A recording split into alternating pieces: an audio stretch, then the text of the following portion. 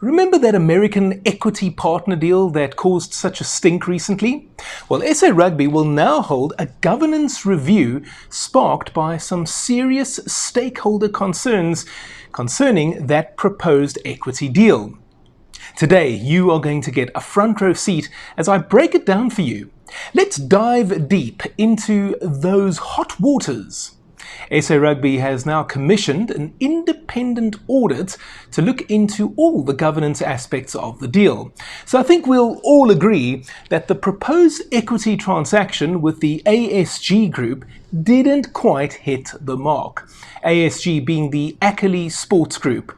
They were at the head of the American-based consortium that wanted to buy a stake in the Springboks in exchange for a large cash injection. Something that Johann Rupert and SARU were very keen to jump into. The transaction failed to get the 75% approval needed from the General Council back in December, but why the sudden review now? The spotlight is on two key issues for me. One, the creation of a company called Win by One Pty Limited, remember that, Win by One, and two, the subdivision of fees tied to the deal's international brokers. Now, you're probably wondering who or what is Win by One Pty Limited and why all the fuss. Let's break it down. One by One is a company set up as a special purpose vehicle by SA Rugby to handle the transaction if it went through. If this sounds confusing, stay with me please. Win by One was 100% owned by SA Rugby, set up for when the new commercial entity would be created, if the deal was approved. It's like creating a ready-to-go company that would handle the commercial rights if the deal went through.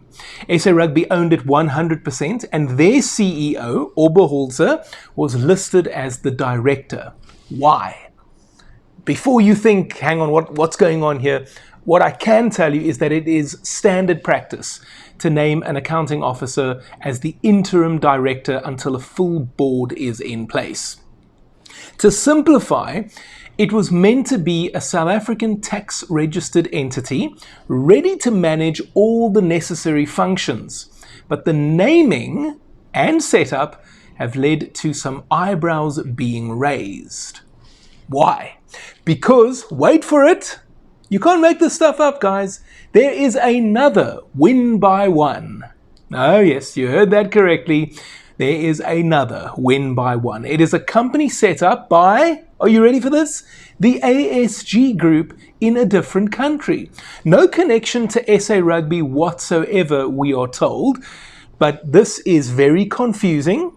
It is also suspicious, let's be honest. Now, let's talk about the money, transactional costs and broker fees specifically. SA Rugby allocated up to 15% of the equity transaction for costs. Of that, 5% was for various professionals and 8% was set aside as what they called a success fee for the brokers if the deal was approved. Spoiler alert, it was not approved. So no success fee has been paid. And just to be clear, all professional fees SA Rugby spent so far, they are footing that bill themselves. No hidden surprises. But get this, there was a negotiation down from 10% to 8% for the broker's success fee. Given all this, SA Rugby has decided to commission an independent audit. This review will look at both the establishment of Win by One and how the fees were structured. This move is all about transparency, they say, to ensure that governance is followed to the letter. The audit is crucial for maintaining trust with stakeholders and fans like you and I, they say. Okay, I agree with that. You and I being the ones, as well as the stakeholders, who care deeply about the integrity of rugby. Now, here's my take on the matter. Because all of what I've just said, I fully appreciate that it could be very confusing, and you might be listening to this, watching this, thinking, Pete, I'm hearing what you're saying, but I don't quite get it. Let me try and break it down for you and simplify it, and I'll give you what I think is going on and what should be going on. Number one, I firmly believe that a private equity partner is the way to go. Rugby is in financial trouble outside of the international game. We've seen in England, for example, how some of their clubs have gone bankrupt and even out of existence. Now, you might say to me, Pete, there are clubs in South Africa that no longer exist. But you must remember that there is a difference. Remember, we have the school system. From there you can go to club rugby. From there you can go to provincial rugby, usually first with the under-21s and then into the senior setup. And then from provincial to franchise. And then from franchise, you would move on to an international club or franchise.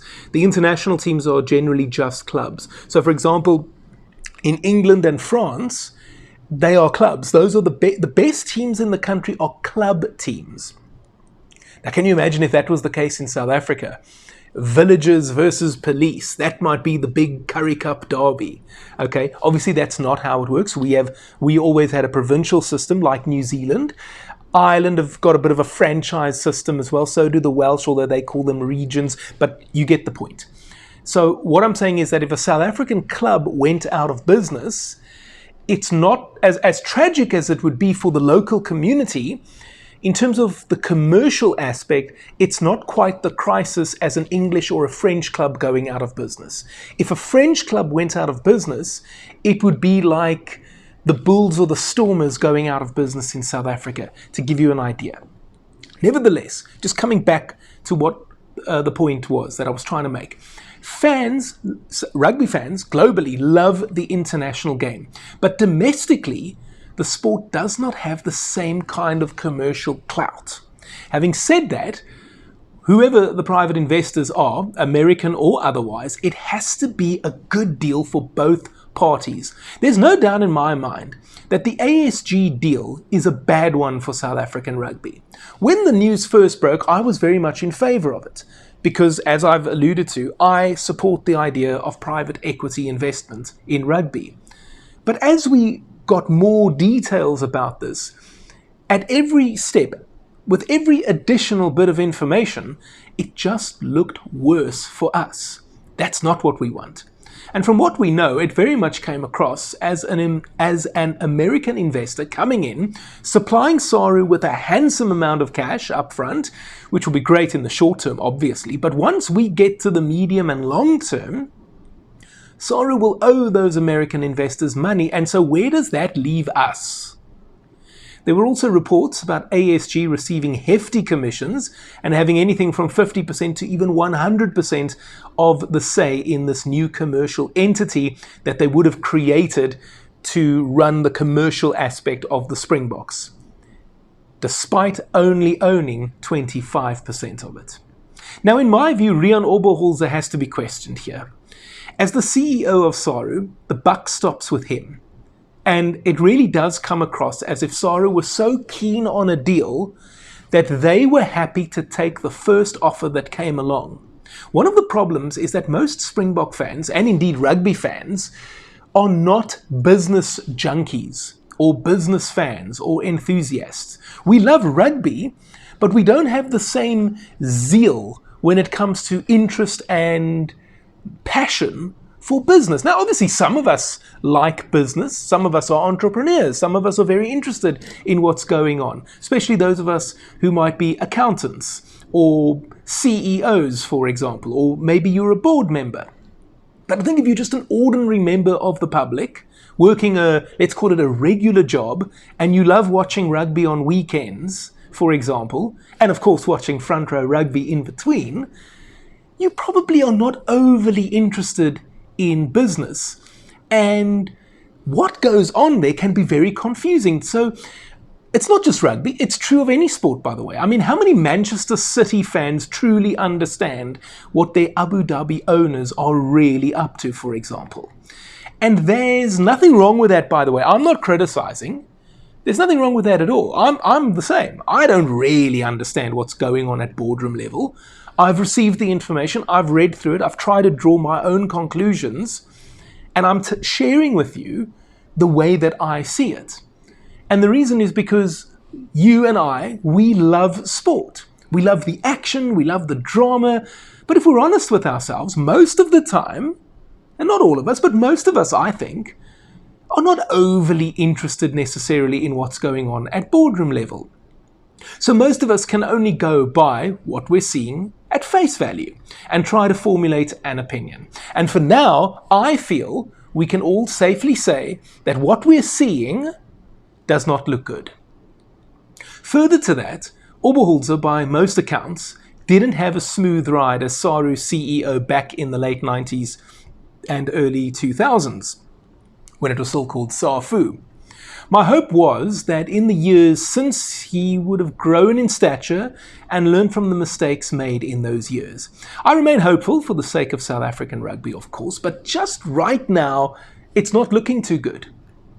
It has also since emerged that the likes of Johann Rupert, Masotti and Patrice Motsepe are looking into the possibility of setting up a consortium to act as an alternative equity partner option for SARU. We don't know the details, but that in itself is quite exciting. But what do you think? Was this deal too complicated from the start? Or are these just growing pains for a sport embracing big business? Let me know in the comments section down below. And while you're down there, you may as well smash that super thanks button. That's the heart sign with $1 inside of it.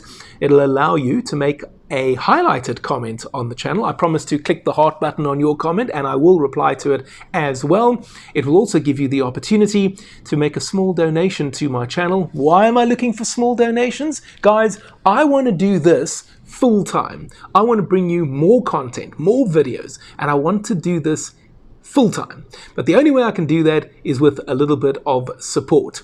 In addition to that, I would love to go to the Rugby World Cup in 2027 and cover it for you every day with coverage from down under. Again, I need a little bit of support in order to make that happen. So go on and attack that super thanks button. If you'd like to support me in any other way, you can also just hit the regular like button, or you could also just spear tackle it while you're down there. You can also subscribe to the channel if you haven't already done so. And why not check out some of my other videos? Just the other day, I put out a piece about the Springboks and whether or not these current Boks of ours are the greatest team of all time. Are they the GOATs? Well, if they are, you can check out that video and see what I had to say over here. And in addition to that, for some lighter-hearted content, because I think this video was a little bit heavy, why not go and have a look at a piece I did about how good our Springboks were on their recent end-of-year tour over here, and I will see you next time.